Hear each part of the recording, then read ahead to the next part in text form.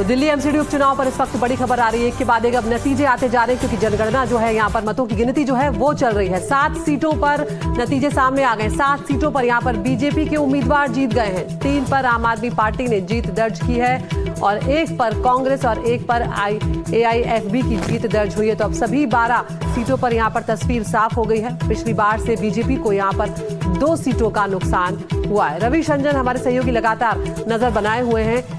रवीश, यहाँ पर थोड़ा सा प्रदर्शन उतना अच्छा नहीं रहा बीजेपी का। कौन सी वो 2 सीटें हैं जहां पर बीजेपी को नुकसान हुआ है?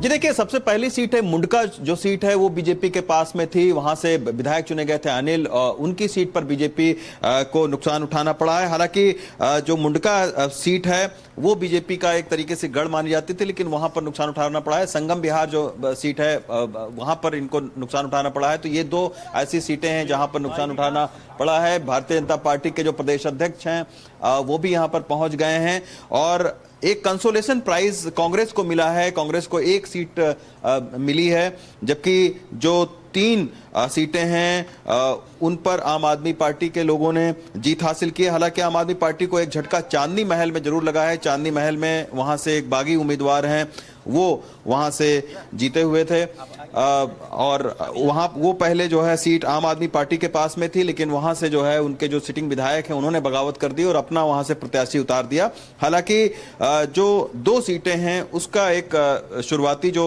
नुकसान है वो जरूर बीजेपी को उठाना पड़ा है। और इस बार के जो इलेक्शन है जो बीजेपी नगर निगम में पहले से ही है, यानी उसके सत्ता पर कोई इस रिजल्ट से प्रभाव नहीं पड़ेगा। लेकिन हाँ, चूंकि नई दिल्ली सरकार चुनी गई थी तो उसके लिए थोड़ा सा जो है वो आप कह सकते हैं कि उस तरीके से प्रदर्शन नहीं है कि सिटिंग जो विधायक हैं पार्षद से वो बने थे, यानी 9 पर जो सिटिंग विधायक हैं। सर अच्छा, अभी हाँ अच्छा, तो ये अभी खुद प्रदेश अध्यक्ष वीरेंद्र सचदेवा जी हैं। थोड़ी देर के बाद में ये प्रेस कॉन्फ्रेंस करेंगे। फिलहाल अभी एनालिसिस कर रहे हैं कि आखिर क्या क्या दिक्कतें हुई जिसमें से 2 सीटों का जो नुकसान है उसको उठाना पड़ा है। लेकिन फिलहाल हम देख रहे हैं कि एमसीडी के जो मुकाबले रहे हैं वो बहुत ही रोचक मुकाबले रहे हैं और इस बार बीजेपी ने भी अपनी पूरी ताकत झोंकी थी, लेकिन कहीं ना कहीं थोड़ा सा उसको झटका जरूर मिला है। बहुत बहुत शुक्रिया रवीश आपका तमाम जानकारी के लिए। तो 3 सीटों पर आम आदमी पार्टी की जीत हुई है और 1-1 पर कांग्रेस और AIFB, और बीजेपी ने 7 सीटों पर जीत को दर्ज किया है यहाँ पर।